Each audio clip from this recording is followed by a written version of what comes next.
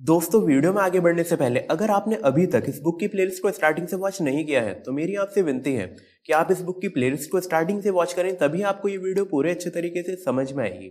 दोस्तों, अभी तक हमने इस बुक के 12 चैप्टर्स कंप्लीट कर लिए हैं। आज हम इस बुक के 13 चैप्टर को कवर करने जा रहे हैं। तो आज के हमारे चैप्टर का नाम है अपेक्षा। अब मनुष्य जीवन है तो अपेक्षाएं होना व करना स्वाभाविक ही है, परंतु इसके मायने व पैमाने ना समझ पाने के कारण मनुष्य ने अपना जीवन नरक बना लिया है। अपेक्षा मनुष्य के जीवन में एक ऐसा जहर बनकर उभरा है कि उसने उसे हंसना ही भुला दिया है। सबसे पहले मैं समझाने की कोशिश करता हूँ कि यह अपेक्षा है क्या।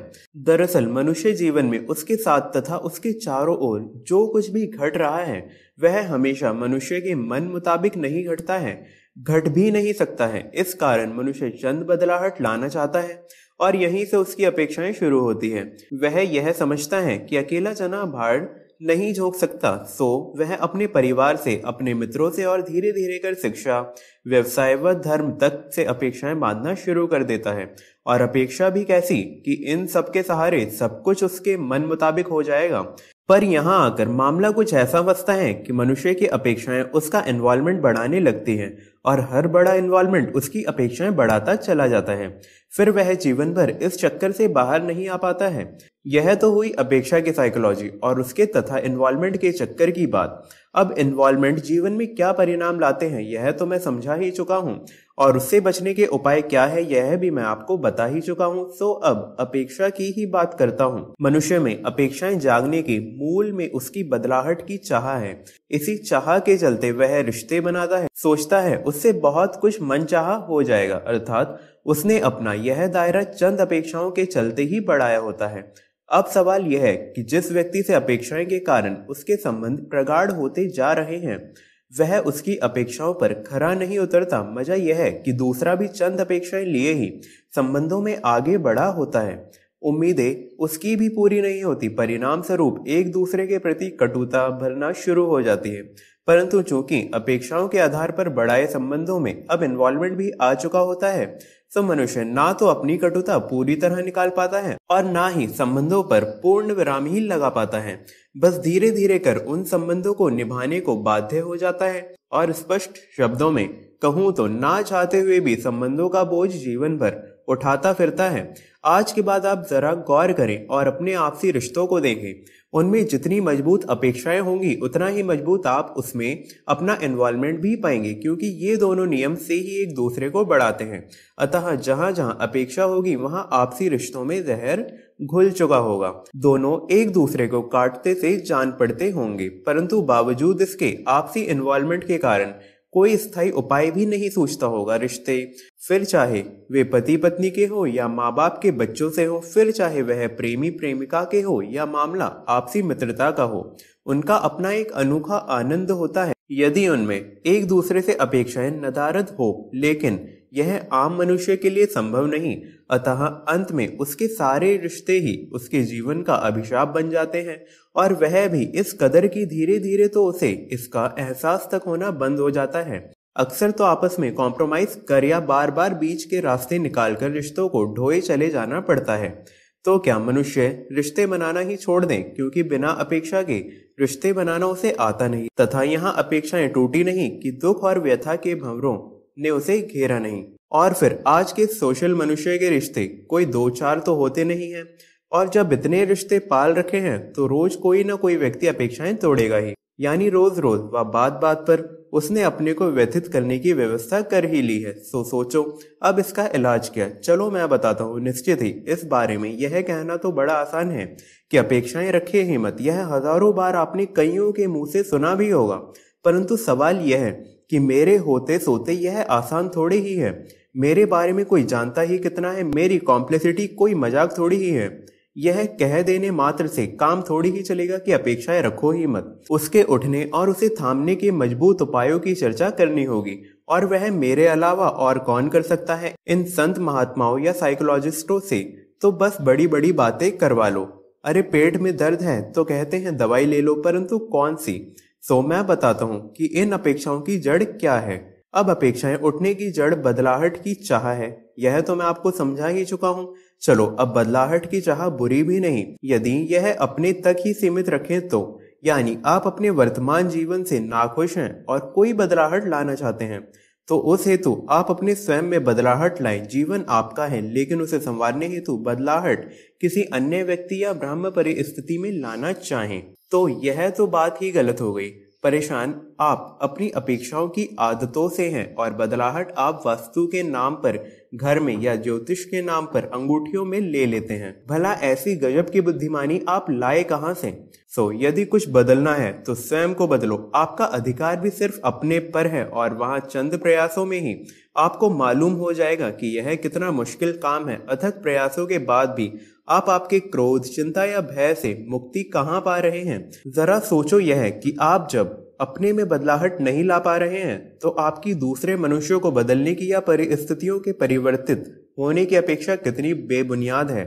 यदि इसका अंदाजा आपको हो गया तो पहले तो तय यह कर लें कि जब तक आप जैसा अपने को बनाना चाहते हैं वैसा नहीं बना लेते, तब तक आप दूसरे मनुष्यों या परिस्थितियों को बदलने की कोशिश नहीं करेंगे और ना ही उनके किसी व्यवहार में बदलाहट की अपेक्षा करेंगे। इसके दो फायदे आपको हाथों हाथ होंगे।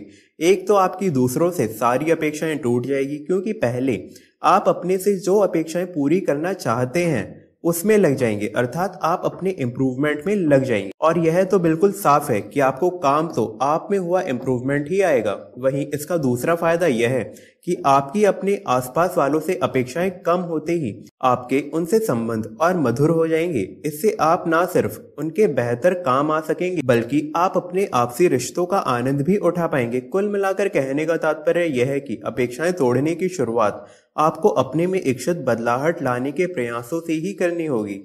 और आपका यह एहसास कि बदलाहट लाना कितना मुश्किल है स्वतः दूसरों से आपकी अपेक्षाएं कमजोर कर देगा। जब आप इन प्रक्रियाओं से गुजर जाएं और एक ऐसे मुकाम पर आ पहुंचे जहां से आप अपने आप से काफी हद तक संतुष्ट हो जाएं, तो फिर उससे ज्यादा बदलाहट लाने की कोशिश मत करें। फिर आप जिस मनोदशा में हो उसे स्वीकार लें कि आप ऐसे ही हैं, क्योंकि एक सीमा से ज्यादा बदलाहट की कोशिश आपको अपने प्रति नफरत से भर सकती है, और वह भी कम खतरनाक नहीं है, क्योंकि स्वयं से नफरत करने वाला प्रायः क्रिमिनल माइंड हो जाता है।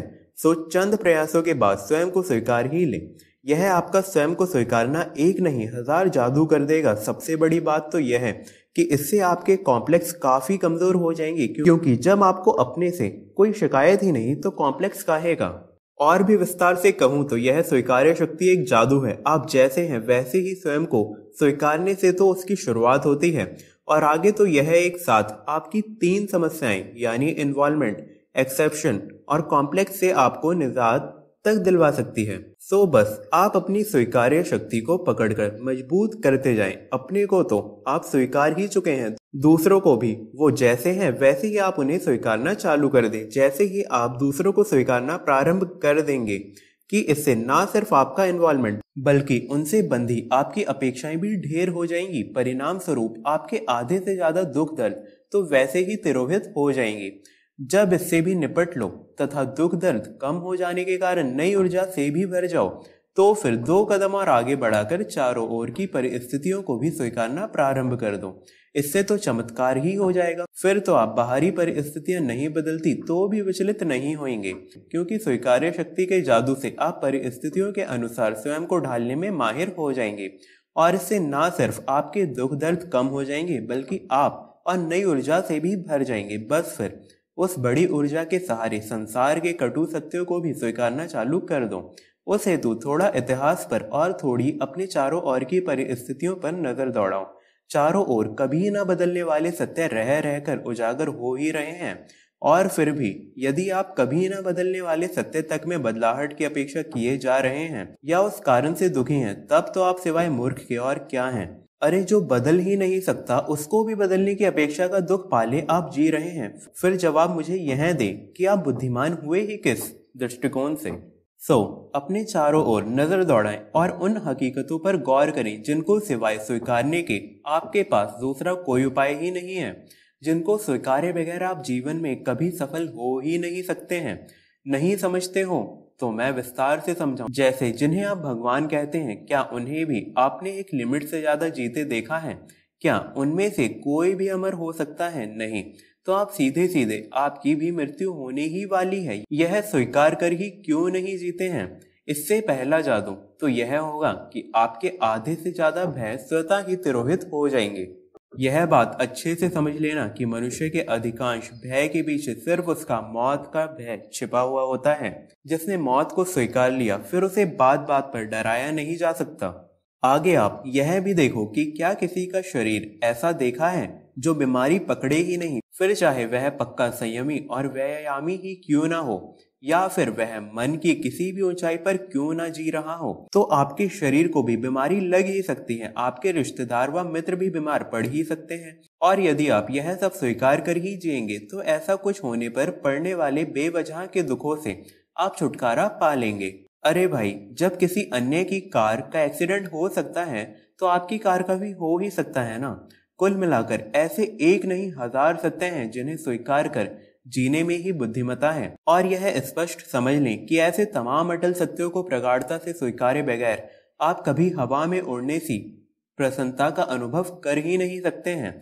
चलो, यह सब तो आप समझ ही गए होंगे। सो अब मैं आपका ध्यान आप जो अन्य तरह की अपेक्षाएं पाल के बैठे हुए हैं उस ओर आकर्षित करता हूँ। उन अपेक्षाओं के बारे में बताता हूँ जिसने हर मनुष्य का जीना दुश्वार कर रखा है। शायद आपने भी गौर किया ही होगा कि लगभग हर व्यक्ति इस दुख से पीड़ित है कि कोई उसे समझता ही नहीं। मैं सबके साथ अच्छा करता हूँ पर सब मेरे साथ गड़बड़ कर देते हैं। अब 2-4 का यह दुख हो तो बात समझ में भी आती है, परंतु मेरे अनुभव से कहूँ तो मुझे तो 100 में से 90 इसी दर्द के शिकार में नजर आते हैं। और इसका आगे चलकर परिणाम यह आता है कि वे जगत से ही निराश हो जाते हैं। फिर तो वे ऐसी ऐसी बातें करते हैं कि सुनने में ही अटपटी लगे। अब यह संसार शरीफ आदमियों के लिए बचा ही नहीं है। यहाँ जीने का भी क्या फायदा, और भी जाने क्या क्या। हालांकि इसकी जड़ में मनुष्य की वो गलत फैमिली ही है जो उसने स्वयं के लिए पाल रखी है। हर कोई दूसरे की हरकतों को बड़े गौर से देखता है, उनका विश्लेषण भी खूब करता है, परंतु खुद की हरकतों को ऐसे अच्छे अच्छे विचारों से ढांक देता है कि उसको अपने तुच्छ स्वभाव का पता ही नहीं चलता है। चलो, यह भी छोड़ो, पर अब यदि आप इससे छुटकारा पाना चाहते हो तो थोड़ा इतिहास उठाकर देख लो। जीसस को किसने समझा होता तो उन्हें सूली पर कभी नहीं लटकाया जाता। सुकरात को किसने समझा होता तो उन्हें जहर देकर मारा ही क्यों जाता। फिर तो ना तो बुद्ध या कबीर जैसों को सताया जाता, ना सीता जैसी देवी को अग्नि परीक्षा ही देनी पड़ती। तो फिर क्या आप अपने को इन महान आत्माओं से भी श्रेष्ठ मानते हैं जो दुख पाल रहे हैं कि आपको कोई समझता नहीं? चुपचाप आप अपने को समझ लें काफी है, वरना एक मनुष्य दूसरे मनुष्य को समझे यह आज तक कभी हुआ ही नहीं है। तो मेहरबानी कर कम से कम स्वयं को अपवाद स्वरूप समझने के कारण से उत्पन्न होने वाले दुखों से तो आप छुटकारा पा ही लेंगे। वैसे यही क्यों, ऐसे तो एक नहीं हजार सत्य हैं जिन्हें एक बुद्धिमान को स्वीकार कर ही चलना चाहिए, पर उन सब की चर्चा करने बैठ जाऊंगा तो इसका अंत ही नहीं आएगा। अतः संक्षेप में कहूँ तो जिन सत्यों को इतिहास चिल्ला चिल्ला कर कह रहा है, मेहरबानी कर उन सारे सत्यों को तो स्वीकार कर ही जिए। इससे आपकी अधिकांश अपेक्षाएं स्वतः ही टूट जाएंगी और उसके साथ ही आपको उन अपेक्षाओं से होने वाले दुखों से भी छुटकारा मिल जाएगा। कुल मिलाकर कहने का तात्पर्य यह है कि अपेक्षाएं जीवन के अधिकांश दुखों का मूल है। उनसे छुटकारा अपेक्षाएं खराब हैं कहने से ही नहीं होगा, उससे छुटकारा स्वयं में बदलाहट लाने में रस लेने से होगा, दूसरों में बदलाहट लाने की चाह छोड़ने से होगा। और जैसे ही आपकी यह बदलाहट की चाह कुछ कम हो जाए तो फिर आपको पहले स्वयं को जैसे है वैसा स्वीकार लेना पड़ेगा। एक बार यह स्वीकारना आ जाए तो फिर यह भी समझ लेना कि स्वीकारते आने से बड़ा करिश्माई जादू मनुष्य जीवन में दूसरा कोई नहीं है। अतः फिर इस कला को आगे बढ़ाते हुए दूसरे भी जैसे हैं उन्हें स्वीकारते चले जाना। और जब इन दोनों बातों में काफी हद तक सफलता पा लो तो फिर आगे संसार के कभी ना बदलने वाले सत्यों को भी स्वीकार कर चलना सीख लेना। बस इससे आपके इन्वॉल्वमेंट और आपकी अपेक्षाएं दोनों एक साथ कमजोर पड़ जाएंगी और जिसके फलस्वरूप निश्चित ही आपका जीवन आनंद व सफलता से भर जाएगा। दोस्तों, इसी के साथ हमारा ये चैप्टर खत्म हुआ। मैं उम्मीद करता हूँ कि आपको ये चैप्टर पसंद आया होगा। Thank you so much for watching this video.